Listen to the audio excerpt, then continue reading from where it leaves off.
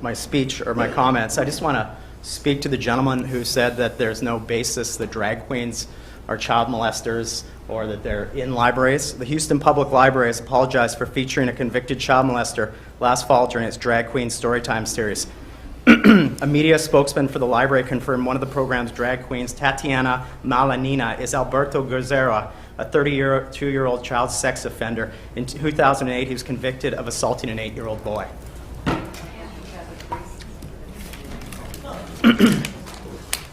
The Downers Grove Public Library attempted to produce Drag Queen Bingo, and I think it was a blessing. It exposed the library and the system of public libraries to the broader public for what it has become.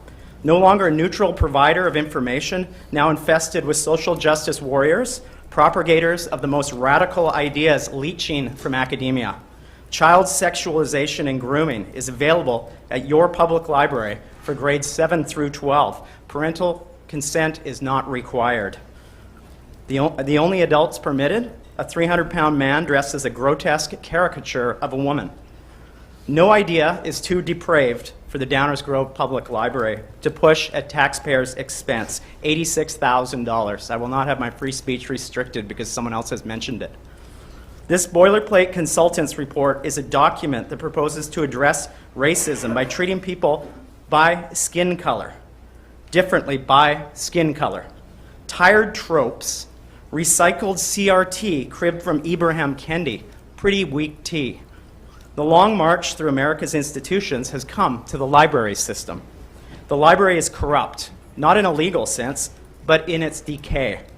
Look at the recommended titles. Woke Pap abounds, all showcased in librarians' choice displays that checks diversity boxes but pales in quality to the great books of the past.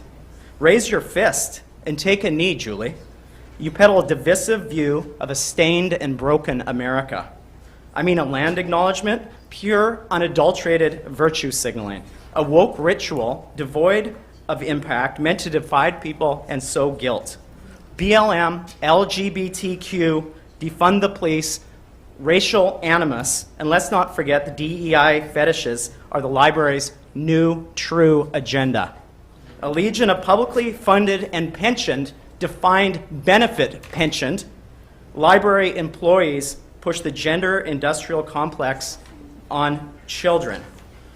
An institution whose core mission should be to serve children instead participates in the ritual debasing of childhood. What was once the beloved institution, now sullied. Thank you. But social justice warriors always double down, so community objection is just more proof that there is still critical work to be done. Label of a bigot or hater is affixed to those who don't support the LGBTQ agenda at our library. It's an attempt to chill debate. Words are not hate, so go ahead and hurl the vitriol. The kids are worth it. We'll stand for them. Drag Queen Bingo, involuntarily canceled, is what I call it, an example of what our library seeks to deliver. If we don't do it, the children will feel excluded and take their own lives. The justification for the drag queen performance for kids. Ironically, identical logic used to rationalize mutilating surgeries, including physical castration of children. That's now a gender as of September 15th. Castration eunuch of a boy. At age 17, it's recommended. That's someone who's going to kill themselves when they're 21, by the way. It feels like we are trapped in a bad art house horror movie. Tragic. It's tragic that LGBTQ suicide stats are offered. The tragic LGBTQ suicide stats will be offered. The Trevor Project will be attached. Unfortunately, the Trevor Project is based on junk science, but who cares, right? It supports your narrative. Suicide has many causes. Roots and causes are complex and cannot be coded to a lack of inclusion any more than abuse of social media. For all the keyboard warriors out there click-clacking away, social justice will not be attained by doubling down on your bad ideas. We all want the best for children, regardless of their sexual orientation. I'm sure one of the numerous woke pastors will offer you their basement to further your journey of inclusion. Just do not expect the entire community to support it in the library.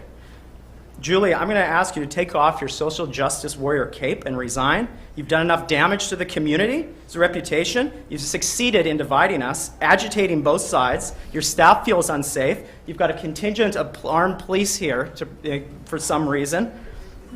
It's time to move on, time to get back to Plainfield.